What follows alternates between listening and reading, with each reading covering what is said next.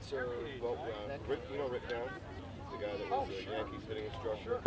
He's now with Baltimore. He usually has a bunch of us out during the convention right here. It's that building out front. It's a convention. He had Mark Connery to do pitching. He had Glenn Sherlock. Years now. Okay. You know, it's got to feel good to get started, and then I'll break into something, and you take it from there. Okay. All right. Sure. Spike Measer here with Brian Butterfield, coach for the Arizona Diamondbacks. Brian, you've been with Buck 2 years. You, he, Garagiola, Colangelo building this team. It's about to come to fruition. It's got to feel good.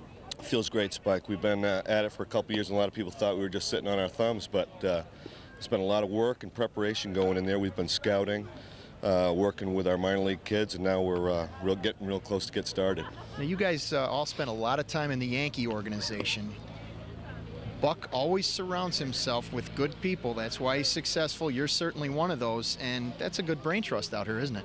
We're pleased with it, and I think Jerry and Joe and Buck have done a great job with the people that they brought in here, and we're real happy with the type of players that we've brought in here. Good, high-character guys, and should be a good starting nucleus for us. Now, I know that you're a big Celtic fan, and I don't know if you heard about a big trade they made today, but they picked up Mike Fennell. Mike Fennell can just take it to the rack, pure shooter, solid defender, and he will rip skin. He'll take a charge and go over a scorer's table. He's one of the premier offensive and defensive guys in all of basketball. See, now the last time he took it to the rack, though, I believe was at an orgy. Is that correct? Yes, sir. And one thing that I always try to get caution Mike with, when he was a coach with me in Columbus, he never cleaned the backside of his underwear, and we had a little problem with that, Spike. And hopefully, since he's been married and he has some kids, he's cleaned up that part of his game.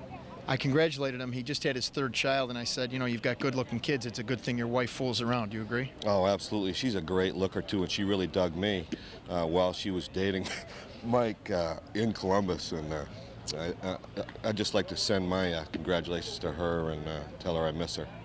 Understood. He also tells me that he used to consistently whip you and Showalter in golf. Is that correct?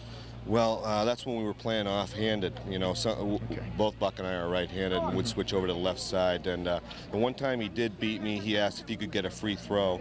One throw in 18, and my ball was close to water, and he threw my ball in the pond. Kind of an intimidating guy at 6'3", thinking he can get away with that stuff, but the physical stuff doesn't play with you, does it? Oh, no, not at all. He's 6'3". He's got great curly hair. You can see here I'm sporting an 8 head.